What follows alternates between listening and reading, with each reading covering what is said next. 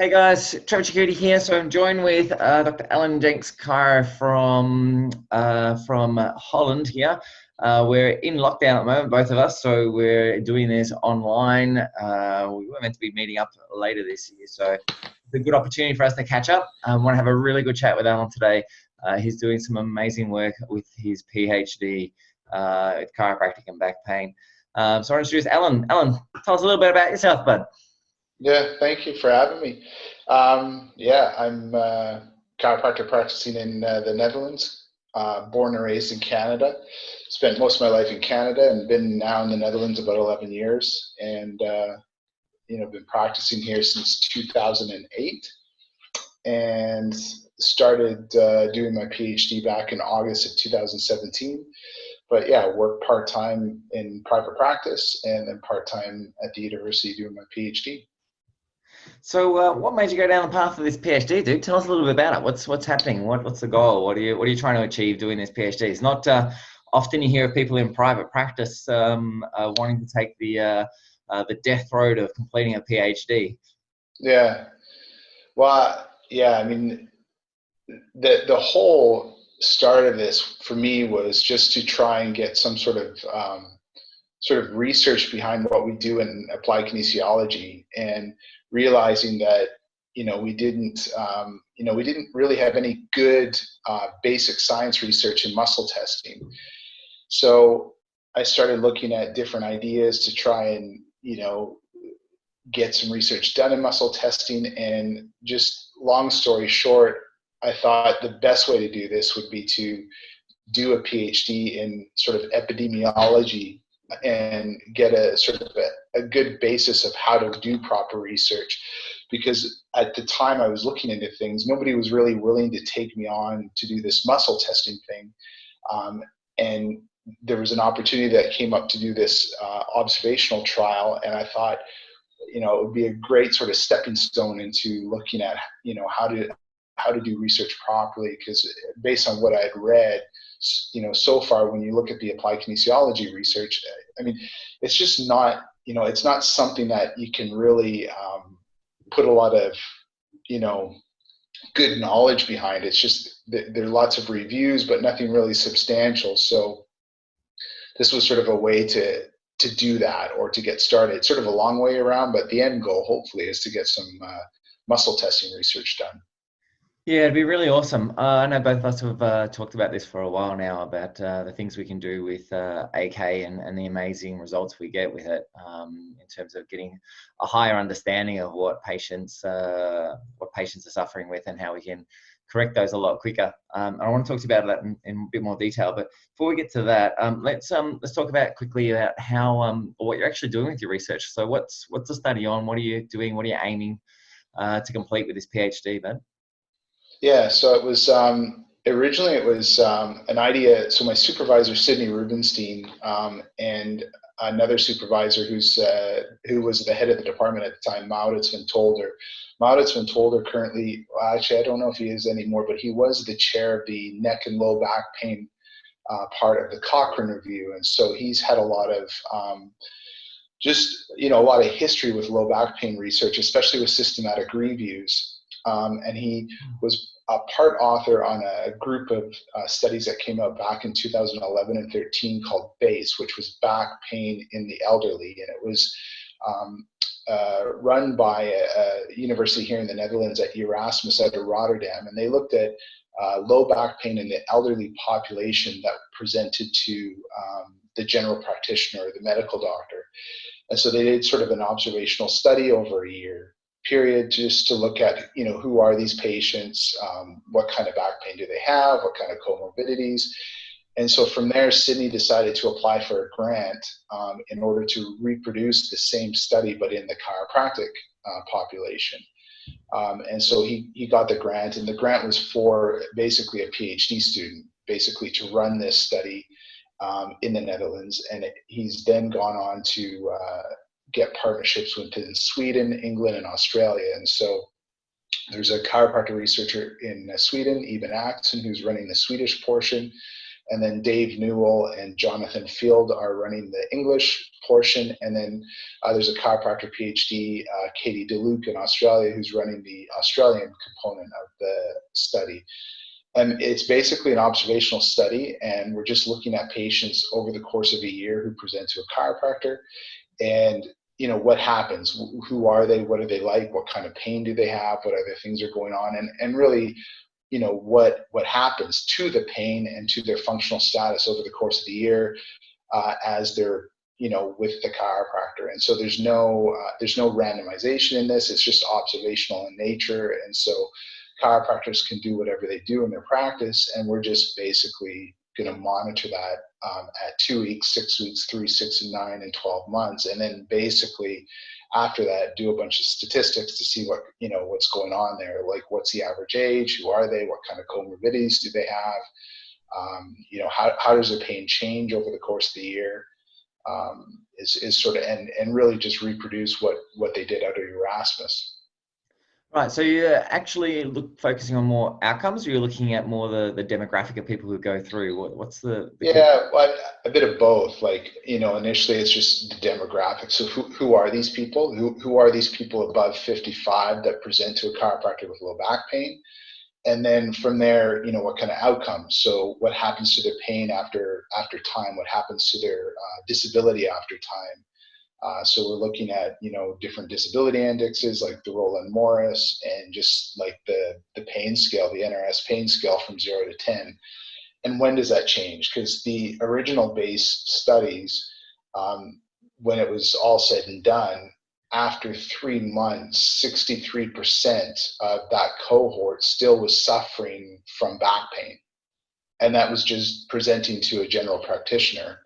Right. So then the question is, is that the same in our population? Yeah. So that's an interesting question later on, to be able to compare the two databases. Yeah, so in a way you kind of inadvertently, without actually being specific to a technique or a procedure or anything like that, just saying chiropractic in general, in a way you're kind of looking at how effective is care compared to standard care as well. Yeah. Yeah. That's awesome. And, so how far into yeah. it are you now?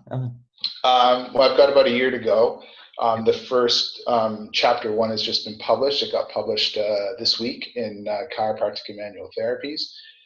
So that's the first paper and the first chapter of the thesis. And then from there, I'll write probably 4 more papers related to the topic, with the 5th one resulting in sort of the end results from the, from each time point that we've collected data, and then we'll analyze it over the course of a year. So tell me about the first paper. What was in the first paper? Give me some background. The first lot of data. Yeah, the first paper was just... I had a quick flick through the stuff that you sent me, and I was really intrigued with what it, but explain a little bit. Yeah, so the first paper is just basically the protocol paper. So it's just describing what we're going to do, what the inclusion criteria was, what the exclusion criteria was. So we're including patients above 55 with low back pain that present to the chiropractor for the first time, or have not seen a chiropractor in the previous 6 months. So one question comes out of there: why 55? Because typically we think about older patients being 60 and older. And part of the grant of the original base project was from a Rotterdam-based group that wanted to look at low back pain in the elderly, and they had just defined it as anybody over 55, and so we just kept that inclusion within that. Although really what we're really curious about is these patients over 65. And so the original paper just sort of described that, what are we including, what are we not including? So obviously patients with contraindications to adjusting or manipulation, other red flags that indicate back pain from other major causes wouldn't be included. And then they have to have, a fairly high sort of internet-based knowledge, because most of the questionnaires are online based, so they have to have sort of a pretty good sense of how to manipulate a computer and answer questions. So it was really just a descriptive paper of what we're going to do and what kind of stats we're going to do on it. And so that sort of ends up being chapter 1, or sort of the major introduction to the whole thesis. Lovely, fantastic. So have you actually started gathering all the data yet? Is that underway? Yeah. Yeah, we've for the Dutch and Swedish cohort, data inclusion finished December of last year, of 2019. So I'm just in the midst of basically doing follow-ups. Right now we're into 6 months, 9 months, and 12 months, and that will continue on until the end of December of this year. Yeah. And then essentially the data collection will be done. So I'm probably getting to a point of being 3/4 or even over 3/4 of the way of completing all data or collecting all data. Right, awesome. So have you started doing any analysis of it yet? Have you started looking into what the outcomes are or anything like that as yet? Not so much the outcomes. Just did starting to clean up the data set. So we're using an online survey software, and so originally, that we're downloading the data, and then that needs to get uploaded to a statistics software, and then we have to clean the data and make sure that all the columns make sense and are named properly. Yep. And so what I've done in the last couple months is just looked at what we call the descriptive statistics. So in most research papers, you always have a table in these studies that are sort of called descriptives, and they're just describing the patient population, average age, and then basically all the things you're collecting at baseline. What's the average pain? What's the average disability index score? And so far, the comparison in our group, when we look at averages, they're coming out pretty similar to what the original base study was. And so we're getting a fairly good sense that the population that we have is fairly similar to what presented in 2008-9 to the general practitioners in Rotterdam. Fantastic. That'll give you a good base to actually compare then if the data pool is similar. That's amazing. Yeah. Awesome. So then we'll be able to look at that and compare what was the baseline pain, what was the baseline functional status, how was it after 6 weeks, after 3 months, and then be able to eventually compare that to the original base data. I mean, my assumption at this point is our pain levels and our functional status are going to be a lot less at 3 months than the original data. But it'll be interesting to see if that actually pans out. Yeah, fantastic, buddy. That sounds really awesome. So how many clinics or how many practitioners have been involved in the data collection? In the Netherlands, we've had a total of 49 chiropractors that have included at least one patient. And so we had, at baseline, we've had 205 patients that we've included. In Sweden, they've had about 25 chiropractors, and they had about 300 patients included. So, it's averaging about 2 to 3 patients per chiropractor that's included into the study. Yep. So what's the overall data pool? What's the overall number of people involved in the study? In the Netherlands, we have 205. We'll have about 300 in Sweden. We'll probably have around 100 in England. And my hope was that there was going to be about 200 to 300 in Australia, but Katie had to stop the study now with the COVID-19. So, I think we'll be lucky if we have about 50 to 75 at the end of it, with data collection having to be stopped. So we'll have probably over 500 total at baseline. A fair size, which is still pretty good. Yeah. Yeah, it'd be enough to still be able to draw some conclusions off, which is great. Yeah. Yeah. So when you're looking at having all that data ready and to start having analysis done on it, man? Well, right now we're writing all the syntaxes for the statistics and the syntax for the data files. And so each data file that I download from each time point has to be separated out. And so hopefully by the time we're done that, say around October, November, I'll be able to download the last files at 12 months in January, and probably by February we'll be able to start actually looking at comparisons and the differences in outcomes at each of the different time points. Awesome, fantastic. So you're not that far away, but we're almost done. Yeah, my contract ends July of 2021. So the goal is to try and at least have I mean, it would be great if I could have my full thesis completed by then, but I mean, at least I want to have, you know, a draft as far as, you know, at that point, maybe it just has to go through 2 or 3 more readings before we submit it. So it's not long. I mean, you know, just basically a little bit more than a year left to go. So how are you coping with the dreaded PhD, dude? I don't know too many people who have done a PhD and come out of it smiling on the other side. Yeah, well, I mean, it sort of depends on the project itself, right? So, I mean, Yeah. this one had a particular you know, particular goal. I mean, we wanted to actually run an observational study, and so that, you know, that's a lot easier because to get approval from the review board, it's easy because you're not, Yep. you know, you're not having to open up the body, and you're not looking at any placebo or sham type of procedure. So it's quite easy to start up and do. So, but you know, it's tough. I mean, I think the hardest part now is just the writing. I'm almost finished my second paper and about to start my third, and you know, like it's tough. I mean, sitting down and actually writing a full article is not easy because there's a lot of things that you really need to think about, and um, like, you know, you got, I mean, every sentence you write really has to be backed up with some sort of specific research, and so it really makes you think about how you try and pull everything together, and then on top of that, it's got to make sense. Yeah, for sure. All right, Dee, so let's move on to another topic that I know we're both quite passionate about. I know you're chair of the examining board within Applied Kinesiology, and I'm chair of the Research and Standards Committee with this as well. We're both involved in a lot of other areas within the ICAK as well that governs all this stuff.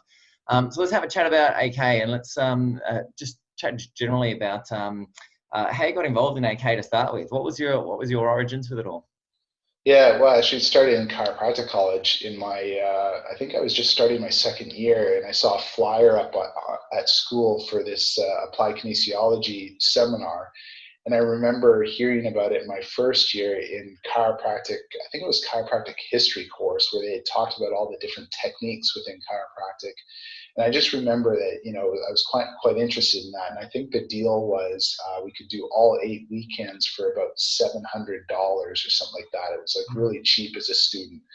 So I decided to sign up, and the teacher was Timothy Francis, and he practices in Las Vegas. And I mean, if there's anybody to sell applied kinesiology to chiropractors, it's this guy. I mean, he was just up on, in front of a group, was the most dynamic individual you'd ever could imagine teaching it. And he just, lit a spark or, a little bit of fire underneath you, and just sort of brought the excitement into the whole technique. And so I did that. I did all eight sessions, and then did it again in my third year. So by the time I graduated chiropractic college, I'd already had about 200 hours worth of AK.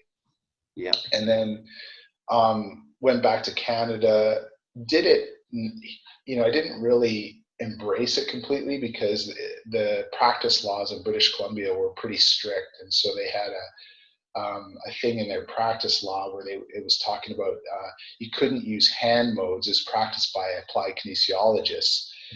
So, even though AK doesn't, it doesn't include hand modes, the way it was written, it was kind of, I didn't really, at that point, I didn't have the confidence if I got in trouble to sort of stand up for myself. And so I didn't really embrace it. It wasn't actually until I moved to Europe where I just sort of said, okay, now I don't have anybody telling me what I can or cannot do. So I'm just going to start doing it. And then, just every day practicing it and putting it into practice, you just start to sort of, that love of it comes back out. And so then you just embrace it more and more.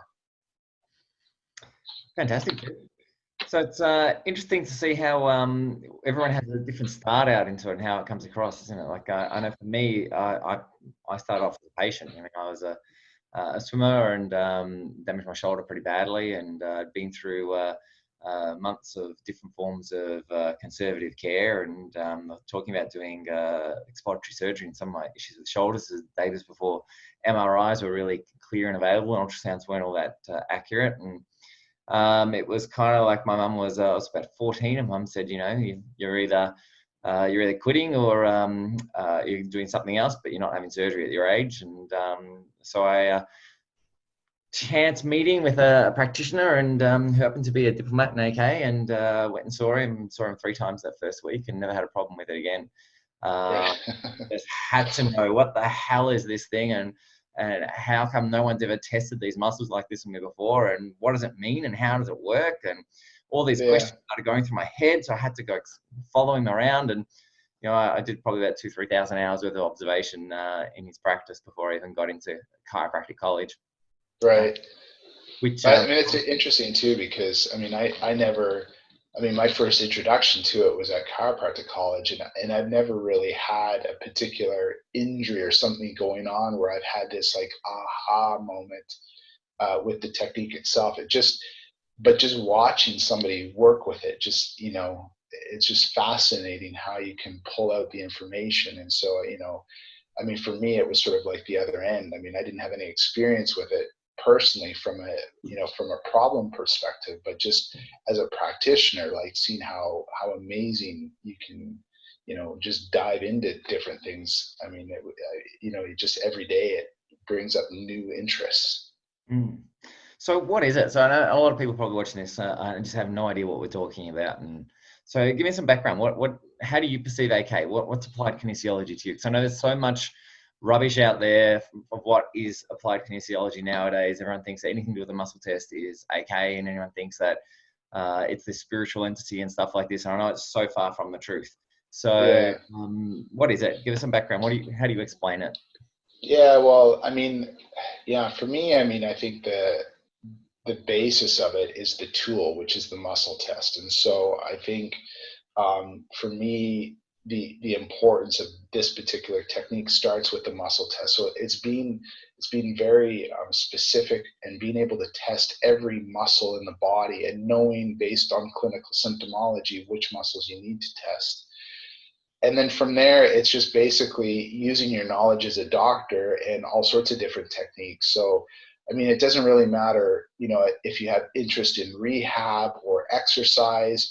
I mean, you can bring that in it as well. It's just what we're doing is we're using the muscle test to help us determine whether or not we're on the right track or not. And I think what the, the use of the muscle test, I mean, all practitioners, whether it be medical doctor, physios, I mean, we've all learned how to use a muscle test, but it's the nuances of being able to, of what George Goodhart did, Dr. Goodhart did, in being able to systematically look at the weakness or the strength of the muscle, and being able to know potentially where you need to treat the body, I think is what makes it brilliant. And it's sort of eclectic, and I like that. It's open. It allows you to not be stuck to a certain way of doing things. Like, okay, we're going to lay the patient down on their stomach. We're going to check leg lengths first because that's what you do. I mean, we don't have to do that. I mean, we can start wherever we want. And I think then it opens up to just listening to the patient and seeing, okay, what's going on? Okay, that sounds like a digestive issue. Okay, well, based on that, I'm going to start with some digestive related muscles that Dr. Goodhart identified, and look, is there any weaknesses in the strength of those muscles? So for me, the whole technique is just really about the proper use of the muscle test.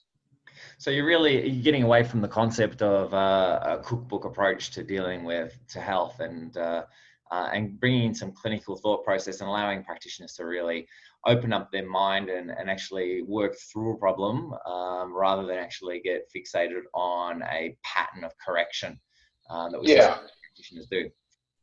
Yeah, and I think, like digestive issues are a good example, because I mean, patients walk in, and they'll say, yeah, I've got digestive upset. Well, what does that really mean? And where do you start? And what tests do you want to run? And quite often, we have patients coming into our office that have had whatever, a barium study done, or they've gone in, they've had an MRI on their digestive system, and there's still not any wiser with what's going on. And we have this way to pinpoint things very specifically, say, okay, well, let's take all that information. Let's take all the symptomology. let's do some basic examination procedures of our own. Like, yeah, maybe we start palpating the viscera and we find out, yeah, it is really tender in this left or right or left upper quadrant. Okay, that would make sense. Okay, so let's then add in these other things like the muscle test and find out how does that help us become better at diagnosing. And so it's sort of like that added tool. It's, we're just using everything we've learned, but now we're able to one up everybody because we know something a little bit more. We have this extra tool that can help us, just detail it out a little bit. So this is really interesting. So I know this is quite a controversial area that that AK often gets commented on about, is this concept of muscles relating to different things. So I want to touch on this a little bit because I think this is quite important. So let's have a chat about these things. So I know these things, viscerosomatic reflexes that that we talk about in applied kinesiology, often get a little bit of controversy around it, and people often comment about it. So let's have a quick chat about this. So what we're really talking about with viscerosomatic reflexes, of course, is referred pain and referred issues from other structures, especially from the organs. And we know things like the heart, for instance, will refer pain to the jaw and down the arm, not necessarily always give chest pain. We know other organs such as gallbladder refers to shoulders and things like this.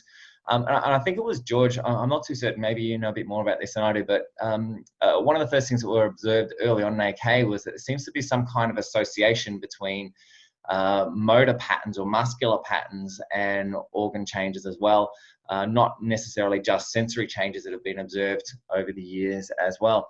Do you know much about all that stuff, Alan? Like, was it George? I think it was George was the person who really picked that up, wasn't it? Well, yeah, I mean, Dr. Goodhart he was a prolific reader. And so quite often he'd be, get different books given to him. He would go off and start reading different things, and he would start trying piecing things together. So as he read a concept, he would piece it together with another thing. And so somebody had given him the Kendall and Kendall book on muscle testing, and so he was trying that out on patients. And then with that, maybe a month later, somebody else gave him a book like the book by Frank Chapman on the Chapman's reflexes, or somebody gave him another book to read, which was from Terence Bennett on the neurovascular reflexes. And so then his curiosity just thought, well, I wonder what would happen if we did this, and he started thinking about, okay, well, this patient had this one, they have this weak muscle here. I wonder what happens if I rub this Chapman's reflex. And then he would be surprised because it would like, oh my God, it's now strong. And so he would start over time, based on observational data, would start piecing these things together. And, and over time, then put the Chapman's reflexes or the neurolymphatics with the muscles, and then use the Bennett's as well. And so over time, he just sort of started implementing and finding these sort of standard things that would happen, that every time he would say, rub the Chapman's reflexes for the stomach, the pectoralis major clavicular would go strong. And it seemed to be a consistent finding. But I think, but that was also too, at the time, it was in the 60s, and chiropractors even back then were very much viscerosomatic practitioners to begin with. I mean, that was their training. It wasn't so much, they were adjusting the vertebra, but there was a lot of study or a lot of education around this idea of, the viscera and the somatic, and this idea of referral from inside out, outside in. And the intent was very different than modern chiropractic, wasn't it? Yeah. And that was his history. Plus, on top of that, his father was a chiropractor who learned from B.J. Palmer. So, he grew up in a chiropractic family. And so his whole concept of health was right from as a kid was different than anybody else's. And so I think that just spurred on that curiosity. And he just started to try and figure out better ways to do things. And as a result, over time, that's where this, AK sort of just, started to develop. And I think probably one of the downfalls now is there's just so many different things you can do with it that it becomes hard to sort of grasp, what do you do first, what do you do last? I mean, for new students or new practitioners, it's like almost overwhelming.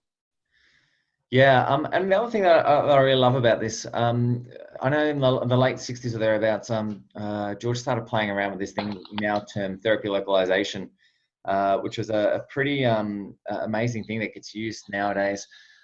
So George basically, from far as I'm aware, had a person with a opponent's problem with carpal tunnel syndrome, and was getting them to squeeze the radius and ulna together to try and relieve pressure off the median nerve, and observe whether or not approximating the radius and the ulna together might actually improve these patients. He was seeing some amazing results with doing that and treating those patterns. And then he had one patient who basically didn't squeeze it, who just touched those areas, and just by touching the areas, somehow or another it strengthened. And we didn't he didn't know much about that, and started looking at it and found that when people were touching areas, for some reason or other, things were changing. It's a really interesting thing. So this evolved into this thing called therapy localization, which was, discussed, what, is it late 60s, I think? That was it early 70s? George was talking about. Actually, yeah. I mean, there was a lot of stuff that had already. I mean, he was already traveling around the U.S. teaching what he was doing, and so it was sort of the early '70s that he introduced the therapy localization. But before that, I mean, there was, his seminars were very popular just with his use of the neurolymphatics and the neurovasculars. So it was sort of like that was sort of a tipping point. Was this introduction of therapy localization just really brought it all together into a clean sort of way to quickly look at what's going on with patients. And I think just as a result of that, all the 70s, the 80s, and the early 90s, I mean, it was a growing technique system. It was just becoming more and more popular. Yeah, absolutely. And it's funny because we've been really curious for a long time. I know we've discussed about trying to set up research projects around organ muscle relationships and TL and all these other things that we're talking about now. And they're very, very, very hard to research and to remove bias out of and things like this, which is I guess an issue for all manual therapies in some way, shape, or form. I mean, as soon as you touch somebody, you bring in a level of bias in terms of placebo and the like. So it's a very, very hard thing. And we've really tried to work on ways to do this. And I know we've got some really good concepts that we're starting to work on heading forward with this stuff, which is sensational. But it's so good to see now that, heading on to 40 years after George started talking about this, and almost 50 years now. And we're starting to see some of the actual neuro research coming out that's actually supporting this now. Where we're talking about brain mapping changes and things like this with TL. Have you read any of that stuff at all, Alan? Have you seen any of this? Yeah. I mean, yeah, from the idea of touch and what it's doing to the brain. I mean, it's really interesting, that we've got a lot of great tools, or I guess a lot of great monitoring devices to be able to show that, okay, when the finger touches here, it lights up here. So, I mean, I think we're getting closer and closer to being able to, look and monitor all aspects of what we do. I mean, it's just, Goodhart had sort of figured this stuff out way back in the 70s. And now we're starting to get into the age that, we've got now all these fancy MRIs and ultrasound type of things to see that, hey, look, when you do this to the body, it lights it up. I mean, even from the basic science, to say, okay, when we adjust the lumbar spine, look, you get some activity going on in the frontal lobe of the brain. I mean, not that concludes anything, but I think it gives us sort of some insight that we're finally getting to a place where if we can put a bunch of these different tools together, we can possibly puzzle or piece together a nice sort of story of what we've known for 50, 60 years already. Yeah. And so one of the things that I love about it with AK and incorporating things like TL to it is just the ability to just rapidly get to stuff. You know what I mean? It's like you're able to sort of say what is going to be the treatment outcome before you even perform the treatment, which is a really amazing thing, So if you have somebody like we spoke about before who has, say, that opponent's problem and having a median nerve issue from that, just by touching a certain area, we can improve brain mapping, which reduces the what we call deafferentation into the brain from those areas, and we can potentially, just by touching different areas, highlight what may be the cause of that dysfunction, what area, and go through and correct that area, correct the muscle dysfunction, adjust the spine, whatever we need to do, reduce nerve irritation, and have a fair idea that, hey, doing this is going to create this outcome before we've even corrected a patient, and get some really, really rapid outcomes with it. It's just amazing. How do you practice, Alan? Like, that's the thing that I love most about TL, is the ability to really find a problem before you've even treated it, so to speak, rather than say, hey, maybe it is the neck, let's adjust the neck and see how that goes. How do you primarily use it in practice, Bud? Yeah, I mean, oftentimes, I mean, the TL itself, I'm probably using now more of to confirm, like I've already got a pretty good idea of what's going on, and I'm just, if I'm almost second guessing myself, is when I pull in therapy localization, because of the way that I muscle test now. I've taken concepts from a chiropractor in England, Simon King, who the way that he teaches muscle testing, it's more dynamic. So rather than testing one particular muscle, you're testing a whole chain of muscles, and so you're almost like asking the body to dynamically move in a multiple plane type of movement pattern, and then you're asking the patient to resist that multiple plane movement. And what I'm finding is that, like if you say, okay, well, let's have a look at this. I mean, maybe there's a digestive issue going on, but the patient's also suffering from back pain. And you say, okay, patient, let's have you lay on your stomach, and I want you to now raise your right leg off the table as high as you can, including use your bum to lift that whole leg off the table. And maybe you're activating some of the rotatories or the multifidus muscles. And then you go and you ask the patient to resist that motion. And so they're in sort of this rotational motion, and you find out that there's weakness there. And then you go with therapy localization to say, identify that it's a TL, so a thoracolumbar problem. Oftentimes what I'm seeing now is if I can get in there and treat that area, it clears out all sorts of stuff. And so it's this idea of the body cannot respond to an external force as well as it could be. So let's go find out where it's failing. Let's figure out through therapy localization that, yes, it's this area. If we can fix this area, it will then be able to respond to that external force. We do something to that area, and it does now. You can be pretty confident that when the patient leaves your office, when they come back in a week or in 3 days, that, when you ask them, how are you doing? They're gonna be like, yeah, I'm doing great. That was, I'm feeling like 70% better.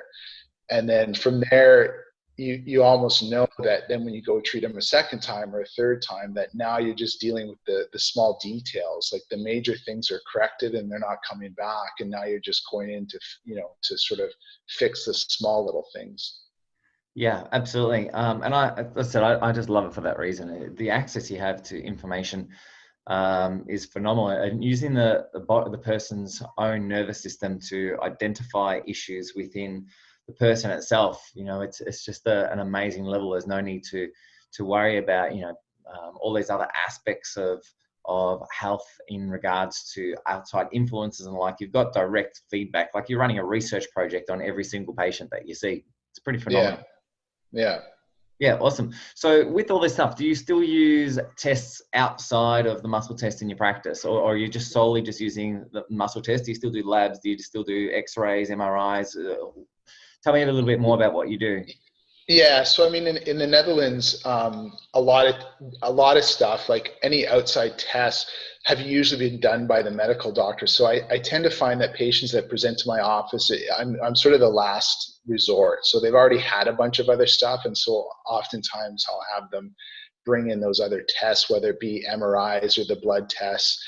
And so those give me clues, give me sort of insights, like, a patient comes in and maybe their MRI or their X-rays don't show anything, and the doctor says, well, it's a little bit of arthritis in your low back, that's what's causing you the pain. And it's like, well, yeah, that doesn't explain the condition that they're in. So then I'm fairly confident at that point that it's, say, maybe more of a movement problem. So I just need to identify where that faulty movement is with the muscle testing and fix it, or the lab tests indicate something, or they're missing something. So, I mean, oftentimes the other tests are important to do.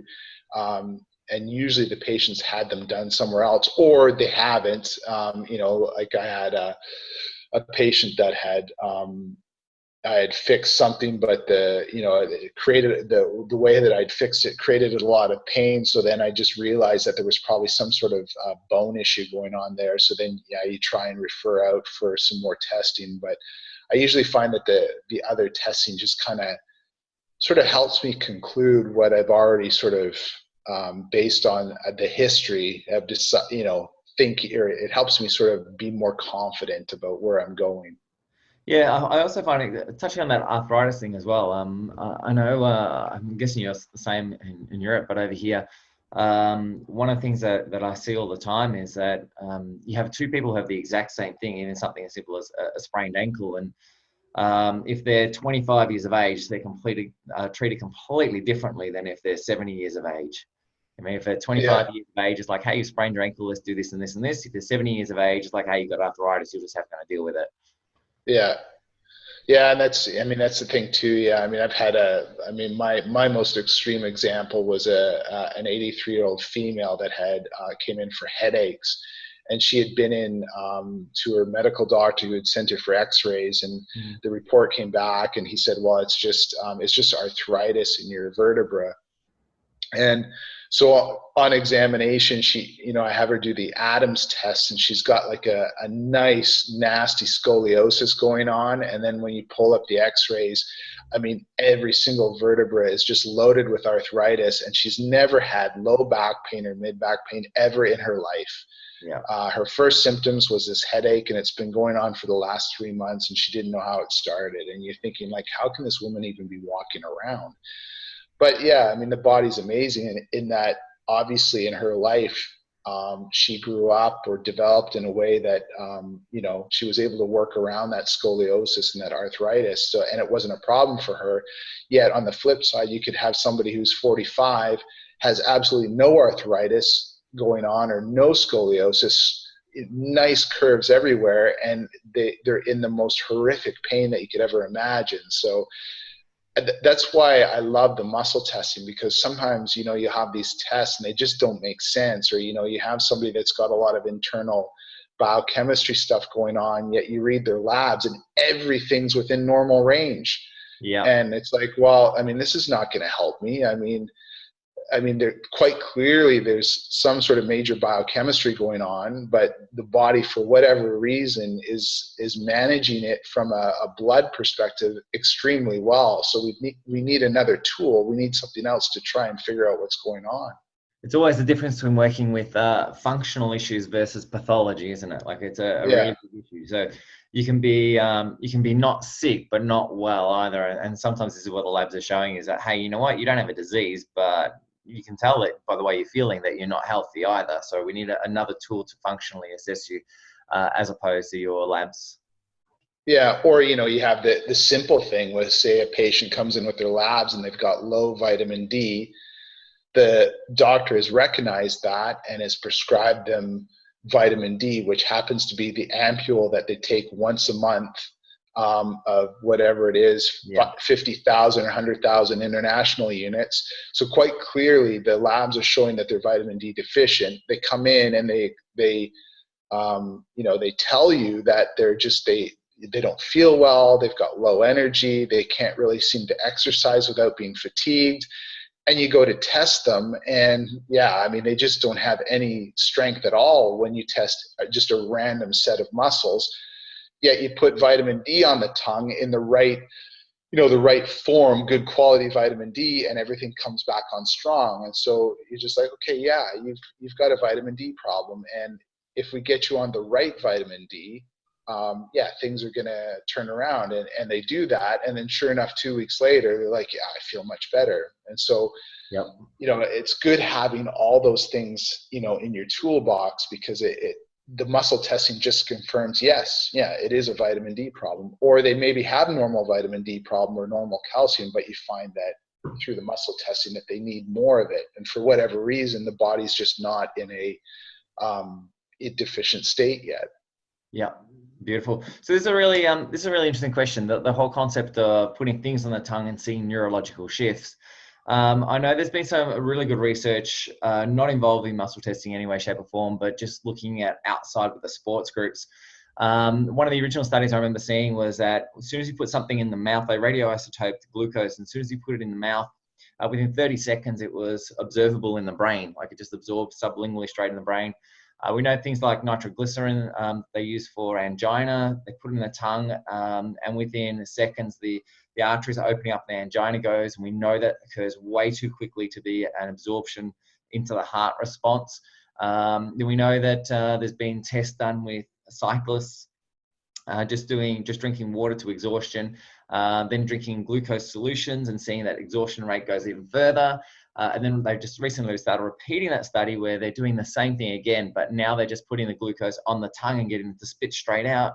And they're getting really similar, if not exact same results that you get from drinking the solution as well. So we know that oral is having a major effect on the neurology. And we've been using that in AK for a little while. So give me a little bit more explanation how that works. Do you understand how we use it in AK, and why would it affect the muscle like that? Yeah, well, I mean, again, that was the brilliance of Dr. Goodhart. I think what got him on that whole aspect was an article that was in Scientific American and it was an article that back in the late 60s, early 70s that identified this direct tongue to brain connection, which was really the beginning of this whole gustatory receptor from the tongue. And so it just sort of then popped the idea into his brain. I wonder if you put something on the tongue, if that would change it. And then, from there, I mean, yeah, we've seen a whole bunch of other stuff come up. And I mean, I think the thing that convinces me the most are those cyclist papers where they, and even in the running, the running research as well, where they do that, where they put, they have you just drink water, and then they have a glucose solution where they just put it on the tongue, and then they have you drink the solution, and you can see that the differences in the times. I mean, so there's something that happens with that on the tongue, and I think it just simply is that afferent efferent reaction. You put something on the tongue that the body wants or needs, and it's going to signal up to the brain, and within seconds, within milliseconds, you're going to get a reaction back. And it just so happens that Dr. Goodhart was able to identify the different connections with the different muscles and organs, and so you can see sort of this direct effect. Yes, they need this to improve their gallbladder function. You get this immediate sort of efferent afferent type of reaction going on. Yeah, absolutely. Hang on a sec, bud. Right. Okay, so when it comes to looking at the oral stuff now, you mentioned that you're associating it with different organs and things like this. I know there's been a few papers done now that talk about that there's no correlation, it's random chance. Have you read any of these papers at all? Have you been through them? Yeah, I mean, I've read them, and I mean, this is the problem, is that I mean, we haven't really done any basic science research to really substantiate a lot of this stuff, and so it's hard. I mean, it's hard to I mean, observationally, we see a lot of these effects, but yeah, I mean, a lot of these papers nowadays, because we haven't really been able to reliably see what's going on with the muscle test, then it's hard to put a lot of this stuff into perspective. And so obviously people will come back and say, well, it's all contextual, right? It's that doctor-patient relationship that changes it, which could be, but yeah, it's just I think that the struggle I have a lot with these researches, especially like if you think about the TL and the brain mapping, even with these glucose and the cyclists, it's easy to conclude, see, we've been right. What we've been talking about for the last 60 years, we've been right. Well, Yeah, I mean, it certainly gives us some more support that we're in the right direction, but ultimately we need to connect all those dots, and that's a lot of times where I struggle with is that we're quick to jump to conclude. Therefore, Yeah. look, the gustatory receptor to the brain is there. Therefore, putting supplements on the tongue works. Well, yeah, I mean, it's led us in the right direction. I mean, it led Goodhart in the right direction, but yeah, I don't think we're quite there yet. But it's certainly not going to change how I practice. I mean, I still use it every day.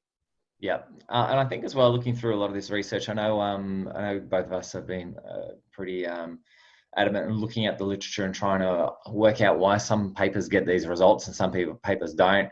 I think one of the big things that I see is just a lack of standardization in methodology as well with the way these things are conducted. You know, the Yeah, ICAK's had, from George's beginning, has had a lot of critical analysis of itself to try and work out why some things do work and some things don't work.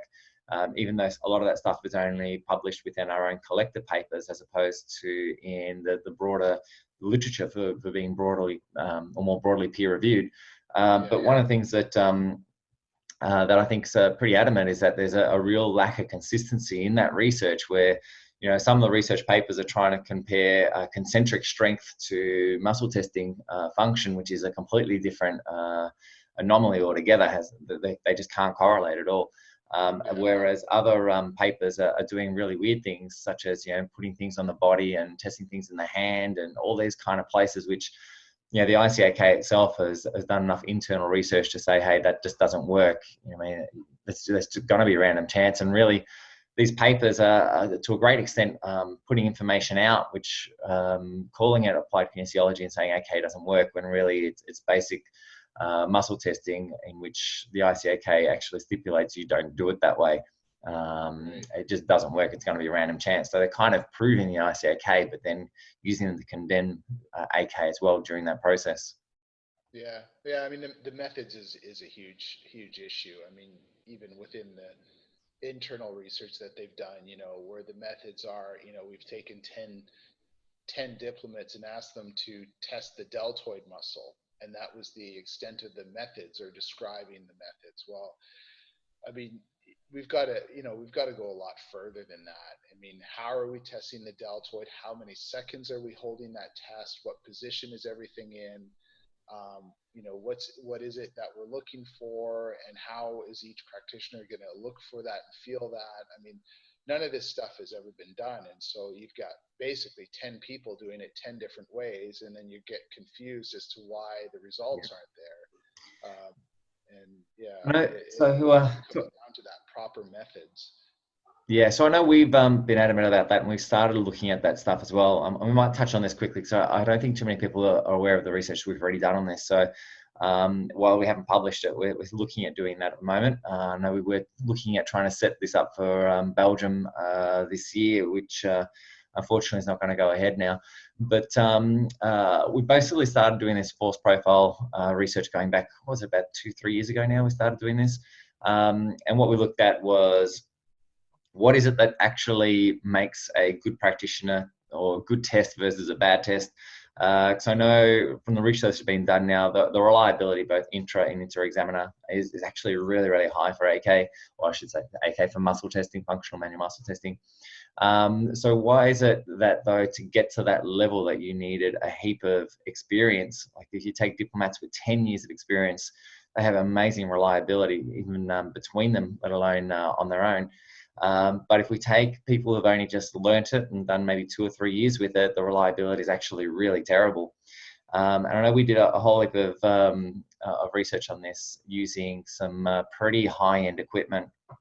And one of the things that we did find was consistency about a couple of different things. One was the force profile itself. So the force profile being a very linear increase in force application during that time. And the other is some really interesting levels around peak force. So when we're looking at a mid-deltoid test, majority of the diplomats were putting somewhere in the order of about 11.5 to 12.5 kilo of pressure, and it was pretty consistent as well. Irrelevant, we tested practitioners in Australia, practitioners from Europe, or practitioners from the States. And even given those practitioners had never even tested each other and sometimes even seen each other, they still came up with the same level of peak force and the same profile, which was pretty amazing that we had that, wasn't it? It was pretty incredible. The other thing that we saw with it as well was when you're looking at those just starting out, the force profiles didn't tend to be linear and straight. It was kind of like a very up-down force. And the thought is that it's just not activating the spindle in the correct way. So the muscle's turning on and off, rather than having that gradual increase. Have you seen much variation? Like, how hard is it to teach someone? Like, when you've been teaching AK for quite a while now and manual muscle testing, how hard is it actually teach someone a new skill set, like how to perform a muscle test? Yeah, I mean it's hard. I mean it's an art, and you know, if you're dealing with practitioners or students that have never done it before, there's a lot of time and effort that needs to go into actually describing it, because certainly when you start, you know, going back and doing workshopping with it, you're correcting people a lot. You know, it's a hard. It's just like trying to, you know, manipulate the spine. I mean, it just, you know, you go to your first class at chiropractic school, and yeah, I mean, it takes you 4 years to become, at least have an idea of how you need to move the bone. But even after that, you know, I mean, if I look at how I move a bone now versus what I did in school, I mean, it's different. I mean, I'm a lot more yeah, just a lot more specific. And it's the same Yeah. with the muscle test. And so there is there is a feel and a that sort of that kinesio sort of learning that needs to happen with, okay, what does it actually mean to, you know, have a patient respond to you pushing into it, or, you know, what does that feel like?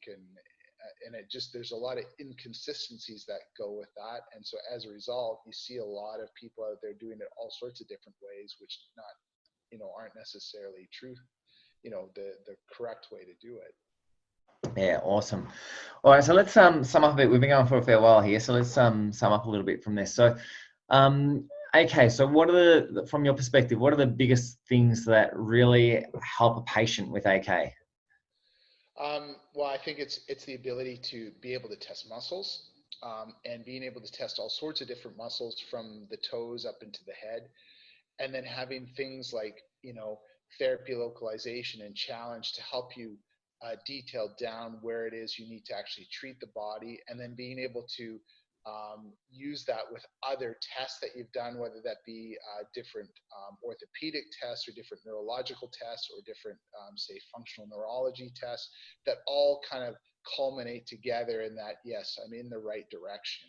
But I think it's really the muscle test, the challenge, and the therapy localization really just allow you to be very confident that you're going in the right direction with that patient. Yeah, I couldn't agree with you more, bud.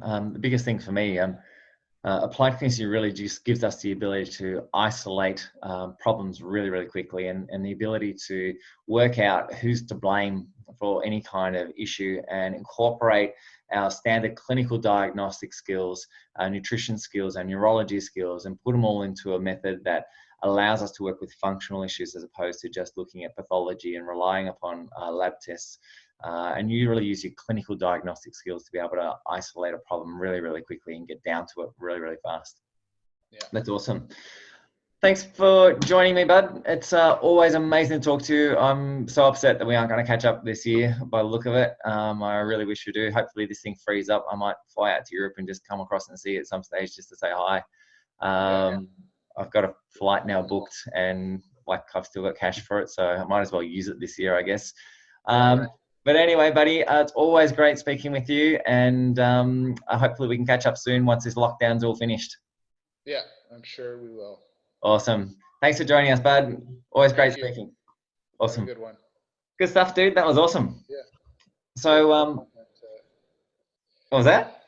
I say hopefully that, yeah, I mean, it's good. You know, just always do something different. So. Yeah.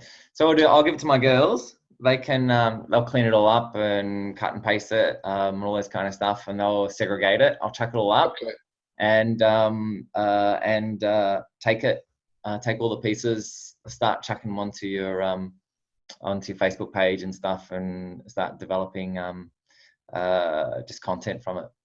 Okay. That awesome. Girls in that, is that your staff at the clinic, or do you have